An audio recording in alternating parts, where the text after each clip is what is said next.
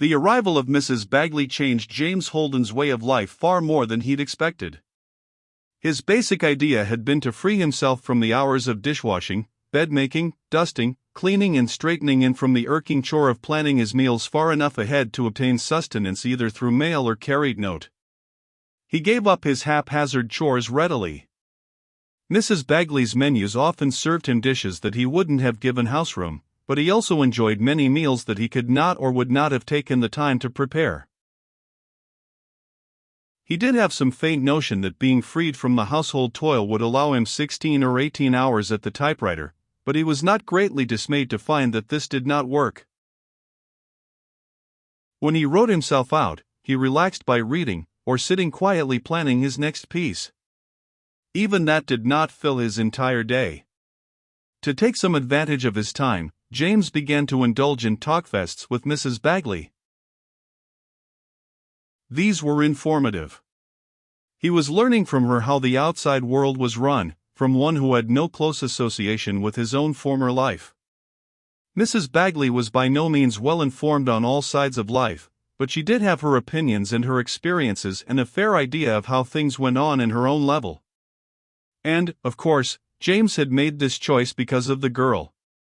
He wanted a companion of his own age. Regardless of what Mrs. Bagley really thought of this matter of rapid education, James proposed to use it on Martha. That would give him a companion of his own like, they would come closer to understanding one another than he could ever hope to find understanding elsewhere. So he talked and played with Martha in his moments of relaxation. And he found her grasp of life completely unreal. James could not get through to her. He could not make her stop play-acting in everything that she did not ignore completely. It worried him. With the arrival of summer, James and Martha played outside in the fresh air. They made a few shopping excursions into town, walking the mile and more by taking their time, and returning with their shopping load in the stationmaster's taxicab mail car. But on these expeditions, James hung close to Martha lest her babbling prattle start an unwelcome line of thought. She never did it, but James was forever on edge. This source of possible danger drove him hard. The machine that was growing in a mare's nest on the second floor began to evolve faster. James Holden's work was a strangely crude efficiency.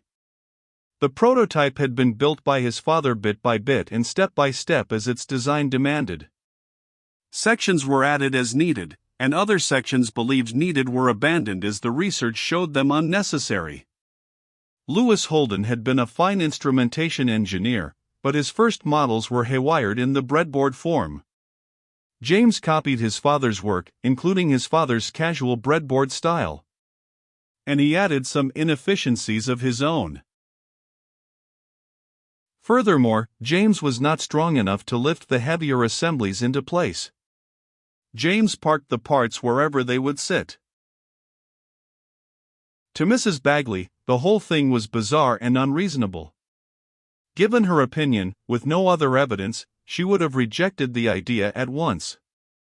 She simply did not understand anything of a technical nature. One day she bluntly asked him how he knew what he was doing. James grinned. "I really don't know what I'm doing," he admitted. "I'm only following some very explicit directions. If I knew the pure theory of my father's machine, I could not design the instrumentation that would make it work. But I can build a reproduction of my father's machine from the directions."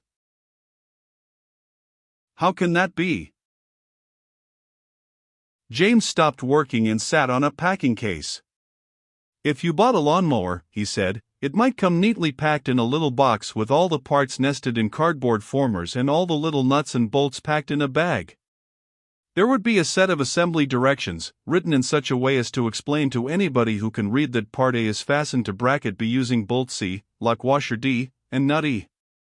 My father's one and only recognition of the dangers of the unforeseeable future was to drill deep in my brain these directions. For instance," and he pointed to a box device, "that thing is an infralow frequency amplifier. Now, I haven't much more than a faint glimmer of what the thing is and how it differs from a standard amplifier, but I know that it must be built precisely thus and so, and finally it must be fitted into the machine per instructions. Look, Mrs. Bagley." James picked up a recently received package, swept a place clear on the packing case and dumped it out. It disgorged several paper bags of parts, some large plates and a box. He handed her a booklet. "Try it yourself," he said. "That's a piece of test equipment made in kit form by a commercial outfit in Michigan. Follow those directions and build it for me." "But I don't know anything about this sort of thing." "You can read," said James with a complete lack of respect.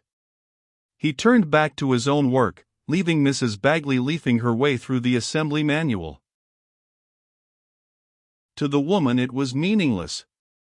But as she read, a secondary thought rose in her mind.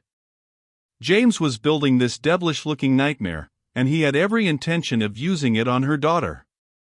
She accepted without understanding the fact that James Holden's superior education had come of such a machine, but it had been a machine built by a competent mechanic.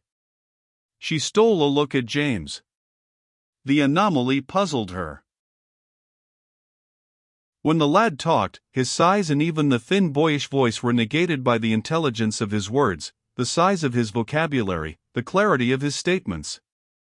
Now that he was silent, he became no more than an 8-year-old lad who could not possibly be doing anything constructive with this mad array of equipment.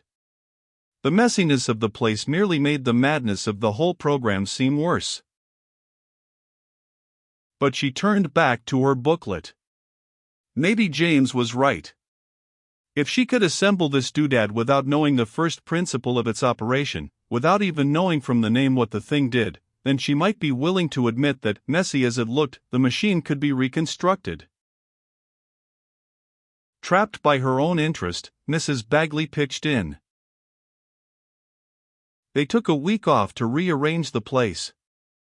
They built wooden shelves to hold the parts in better order.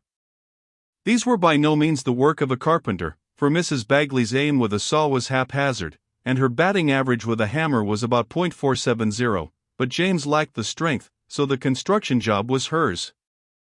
Crude as it was, the place looked less like a junk shop when they were done.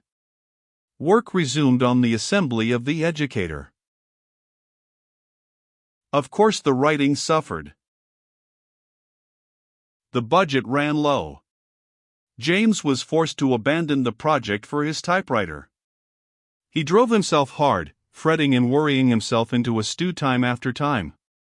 And then as August approached, nature stepped in to add more disorder. James entered a period of growth. In 3 weeks he gained 2 inches. His muscles, his bones and his nervous system ceased to coordinate. He became clumsy. His handwriting underwent a change, so severe that James had to practically forge his own signature of Charles Maxwell. To avoid trouble, he stopped the practice of writing individual checks for the bills and transferred a block sum of money to an operating account in Mrs. Bagley's name. His fine regimen went to pieces. He embarked on a haphazard program of sleeping, eating, and working at odd hours, and his appetite became positively voracious. He wanted what he wanted when he wanted it, even if it were the middle of the night. He pouted and groused when he didn't get it. In calmer moments he hated himself for these tantrums, but no amount of self-rationalization stopped them. During this period, James was by no means an efficient youngster. His writing suffered the ills of both his period of growth and his upset state of mind. His fingers failed to coordinate on his typewriter and his manuscript copy turned out rough, with strikeovers, triple X-outs, and gross mistakes. The pile of discarded paper massed higher than his finished copy until Mrs. Bagley took over and began to retype his rough script for him. His state of mind remained chaotic. Mrs. Bagley began to treat him with special care. She served him warm milk and insisted that he rest. Finally she asked him why he drove himself so hard. We are approaching the end of summer, he said, and we are not prepared. Prepared for what? They were relaxing in the living room, James fretting and Mrs. Bagley seated, Martha Bagley asprawl on the floor turning the pages of a crayon coloring book. Look at us, he said. I am a boy of 8, your daughter is a girl of 7. By careful dress and action I could pass for a child 1 year younger, but that would still make me 7. Last summer when I was 7, I passed for 6. Yes, but... Mrs. Bagley, there are laws about compulsory education. Sooner or later someone is going to get very curious about us. What do you intend to do about it? That's the problem, he said. I don't really know. With a lot of concentrated effort I can probably enter school if I have to, and keep my education covered up. But Martha is another story. I don't see? Mrs. Bagley bit her lip. We can't permit her to attend school, said James. You shouldn't have advertised for a woman with a girl child, said Mrs. Bagley. Perhaps not. But I wanted someone of my own age and size around so that we can grow together. I'm a bit of a misfit until I'm granted the right to use my education as I see fit. And you hope to make Martha another misfit? If you care to put it that way, admitted James. Someone has to start. Someday all kids will be educated with my machine and then there'll be no misfits. But until then? Mrs. Bagley, I am not worried about what is going to happen next year. I am worried about what is going to happen next month. Mrs. Bagley sat and watched him for a moment. This boy was worried, she could see that. But assuming that any part of his story was true, and it was impossible to doubt it, he had ample cause. The past years had given Mrs. Bagley a hard shell because it was useful for survival. To keep herself and her child alive she had had to be permanently alert for every threat. Clearly this was a threat. Martha was involved. Martha's future was, at the least, bound to be affected by what James did.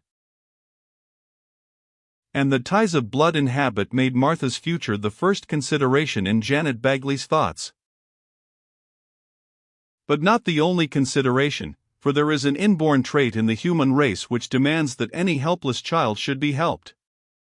James was hardly helpless, but he certainly was a child. It was easy to forget it, talking to him, until something came up that the child could not handle. Mrs. Bagley sighed. In a different tone she asked, "What did you do last year?" "Played with rags on the lawn," James said promptly. A boy and his dog is a perfectly normal sight in the summer. Then, when school opened, I stayed in the house as much as I could. When I had to go out I tried to make myself look younger. Short pants, dirty face. I don't think I could get away with it this year. I think you're right, Mrs. Bagley admitted. Well, suppose you could do what you wish this year? What would that be? James said, I want to get my machine working. Then I want to use it on Martha. On Martha. But... James said patiently, it won't hurt her, Mrs. Bagley. There isn't any other way. The first thing she needs is a good command of English. English? Mrs. Bagley hesitated, and was lost. After all, what was wrong with the girl's learning proper speech? Martha is a child both physically and intellectually.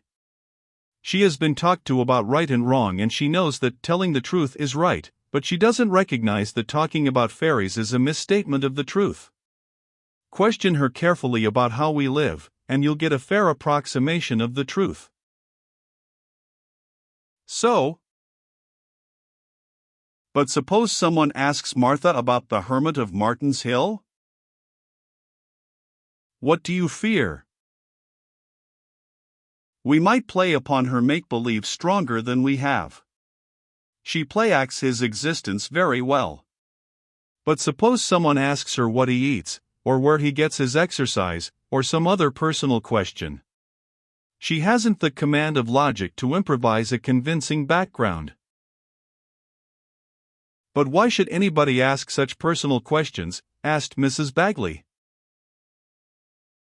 James said patiently, to ask personal questions of an adult is prying and is therefore considered improper and antisocial.